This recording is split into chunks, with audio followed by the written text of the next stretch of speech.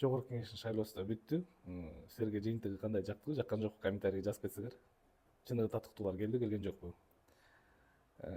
Мен ойлойм, Октябрь районунун мыктылар, аябай керектүү, жакшы депутаттарды тандап алдыңар. Малатсы, азаматсыңар. Башка райондор бүткөн ит болгондой сезилди.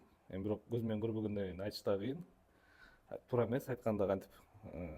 Бирок все же Ленин району аман эле болуп калды. Анан менде мондой ой келди да, жогорку кеңеш болгондон кийин депутаттарды бүткүл Кыргызстан шайлаш керек да. Бир райондорду шайлаганса бир местный кеңеште эле көрүнүп калат экен да. Ушул боюнча оюңар кандай, негизи достор?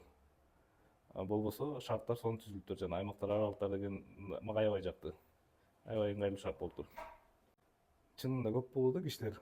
Мен Бекешев шайламакмын, мен Сурабалдиеваны шайламакмын, бирок барсам мен райондун башка экен, райондо мен аларды тааныбайм дегендерчи.